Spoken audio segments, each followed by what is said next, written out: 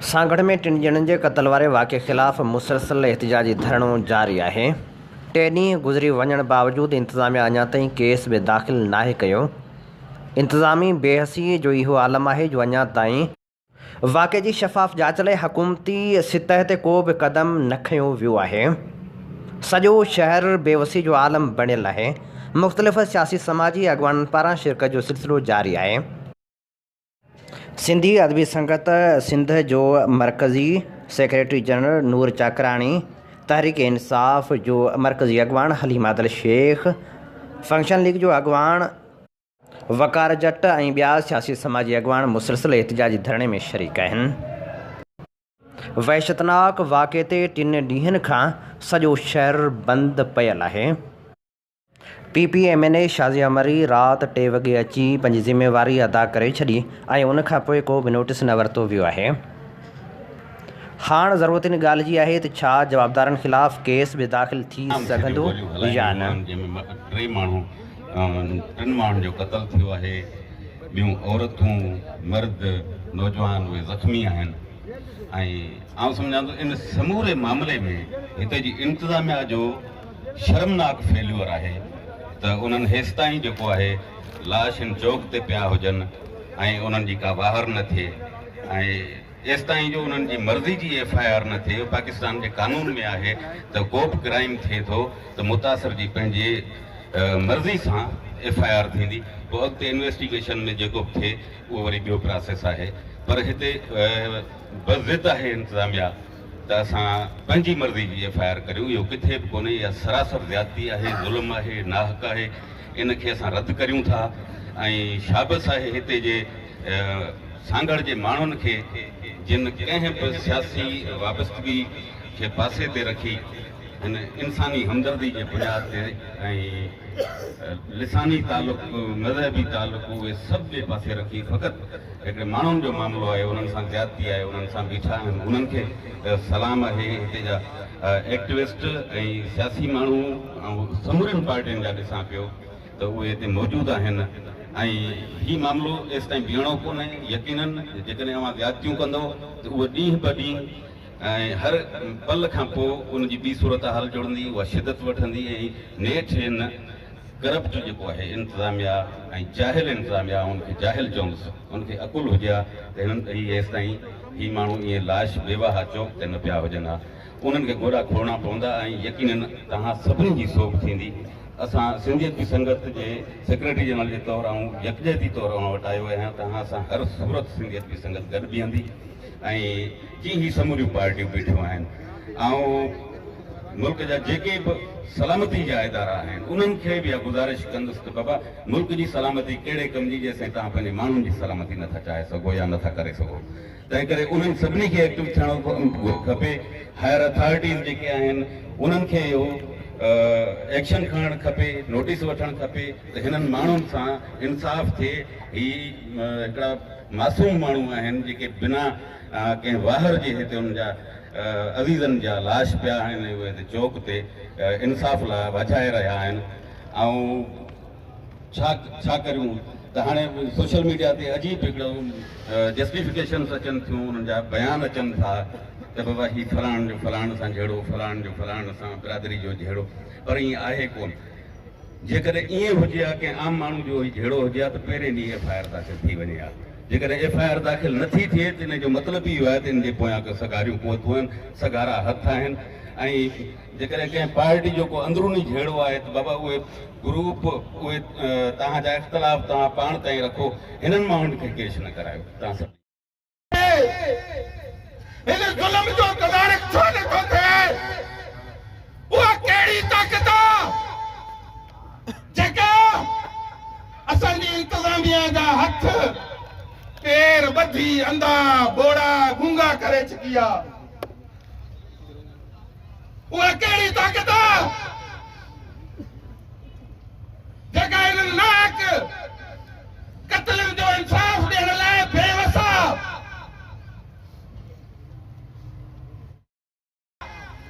इंशाअल्लाह अज़ीज़ इहे जेके बेशुदा गुज़िश्ता 40-45 कलाकनि खां इंसाफ़ जा मुंतज़िर आहिनि, अल्लाह अज़ीज़ पंहिंजे हबीब जे सदके पंजन पाक जे सदके असांखे हुन सुप्रीम ताक़त मां इहा उम्मीद आहे हे त कुर्बानी ॾेई हाणे तव्हां ई असांजे लाइ हिन निज़ाम जे ख़िलाफ़ गुज़िश्ता 15 सालनि खां वठी जिन इदारा तबाह ऐं बर्बाद करे छॾिया आहिनि हिननि सां जेको ज़ुल्म थियो आहे हिन जो कहिड़ो कसूर आहे हे हलीम आदिल शेख जो कहिड़ो कसूर आहे जेको जेलनि में पियो हूंदो आहे रोज़ महीने में को ॾींहुं कोन्हे जंहिंजी हिन जी तारीख़ न हुजे मूंखे ख़बर आहे हिकिड़ो पहिरियों धरणो आहे हम धरनों में अक्सर बैठते हैं मैं उर्दू में बताना चाहूं कि हम धरनों में बैठते हैं लेकिन ये पहला धरना है कि जिसमें 3 लाशें हमारे साथ मौजूद हैं लाशें भी धरना दे रही हैं ये लाशा शहीद अंजा चवन दादा सा के छो मारे हुए हो ये लाशें भी यहाँ बैठी है इस एम्बुलेंस में मौजूद है 54 घंटे से कि हमें क्यों मारा गया क्यों कत्ल किया गया हमारी बेटियों को बहनों को माओ को नौजवानों को बच्चों को गोलियां क्यों मारी गई अफसोस है किसी के पास जवाब नहीं है क्योंकि जवाब जो देगा शायद उसकी भी कल जमीन पे कब्जा हो जाए उसकी भी जान ले ली जाए उसकी भी बच्चियों को बेटियों को गोलियां मारती जाए इसलिए सवाल कोई नहीं कर सकता लेकिन सवाल तो अब होगा सवाल करने वाले आ चुके हैं पीर साहब पगारों के मुरीद आ चुके हैं इमरान खान साहब के वर्कर्स आ चुके हैं और जिस अंदाज में कहा एक पीपल्स पार्टी माफिया के अलावा जितनी सियासी जमातें हैं वो अपने इन शहीदों के साथ अपनी बहनों के साथ बेटियों के साथ इंसाफ के लिए एक प्लेटफॉर्म पर खड़े हो चुके मैं पूछण तो चाहियां ज़मीन खपंदी ही ना तव्हांजी पुलिस पंहिंजी डीसी पंहिंजो सभु पंहिंजा सोरी बदराए खणी वञो मारियो छो जवाब त ॾियो छो क़तल कयो छो क़तल कयो ये मिस्कीन जानी जोए जो ॻोठ वारा पुराणा अबेदा ॾेखाए ते वेठा आहिनि 200 साल खां वेठा आहिनि तव्हांखे ज़मीन ते कब्ज़ो करणो जानू छो वठियो छो क़तल कयो ये सवाल असां पुछूं था मैं एक और चीज बताऊं उर्दू में इसलिए कि जरा पूरे पाकिस्तान वाले समझें पीपल्स पार्टी लगता है इस वाकयात के बाद ऐसे कई वाकयात सिंध में होते हैं कि जिसमें इनके एमपीएस एमएनएस मिनिस्टर इन्वॉल्व होते हैं जाने लेते हैं इज्जतें ले लेते हैं लगता है पीपल्स पार्टी जब टिकट देती है एक तो टिकट देती है एक और लाइसेंस भी देती है वो लाइसेंस में होता है लाइसेंस टू किल मारने का लाइसेंस लाइसेंस टू ठोर लूट मार का लाइसेंस हर चीज का लाइसेंस होता है तो मतलब एमपी एमएनए बनता है और उसको इजाजत होती है कि जिसको मारो जिसकी जमीन कब्जा करो जिसका घर कब्जा करो जिसकी इज्जत लूटो ये रह गई है पीपल्स पार्टी ना हमारी इज्जतों की मुहाफिज है ना हमारी जानों की मुहाफिज है ना सिर्फ के माल की मुहाफिज है सिर्फ लूट मार कत्ल गलत ये इनका काम रह गया है मैं पूछना चाहता हूं एफआईआर क्यों नहीं कट रही भाई कानून बता दो मेरे साथ हमारे डिविजनल प्रेसिडेंट सांगर नवाब शाह मुश्ताक जुड़े जो साहब आप में से आपके साथ बैठे 3 दिन से हैदराबाद के divisional president barrister Faisal Mughal साहब सीनियर लॉयर हमारे सूबाई रहनुमा एडवोकेट असलम लगानी साहब सुप्रीम कोर्ट के वकील निहाल लशानी साहब असमतुल्लाह न्याजी साहब और हमारे कराची और हैदराबाद की हमारी लीडरशिप भी आपके साथ आई है और आप जानते हैं हमने भी बहुत सारी लाशें उठाई अभी 26 तारीख को उस वक्त भी लाशें हम उठा के आ रहे हैं इस्लामाबाद में मैं भी वही था मेरे सामने लाशें के लेकिन ये लाशें ये खून ये हम میں ہضم نہیں ہونے دیں گے پیپل پارٹی اور سندھ حکومت کو جواب دینا پڑے گا، جواب دے کر رہیں گے اس کا۔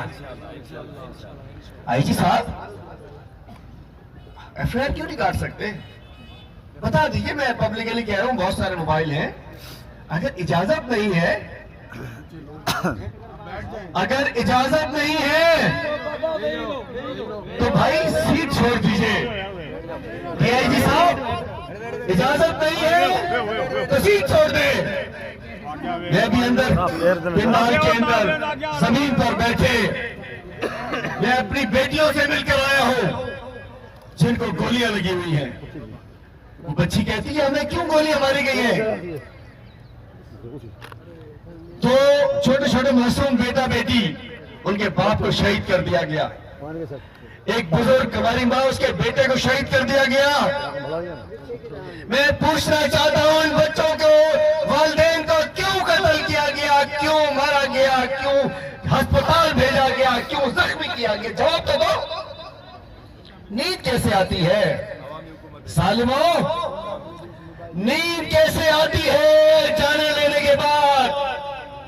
ادھر سو جاؤ گے قبر میں، تمہیں سور بچھو سانپ تمہاری لاشیں کھائیں گے کہ تم لوگ ظلم کر رہے ہو اور انصاف نہیں دے رہے ہو۔ قاتلوں کی بھی اور قاتلوں کے جو سہولتکار پولیس والے بھی ہیں، قبر میں تمہارے انشاءاللہ تمہارے ساتھ وہی صاحب ہوگا، قیامت میں تو ہوگا ہی ہوگا۔ آپ سمجھتے ہو کہ ان کو خرید لو گے؟ ناممکن ہے۔ یہ سروری جماعت کے لوگ ہیں، یہ مخدوم امین فہیم کے، مخدوم جمیل الزمان کے مرید ہیں، اور میں مخدوم صاحبان سے بھی کہتا ہوں سائیں مالکی کیجئے آ کے۔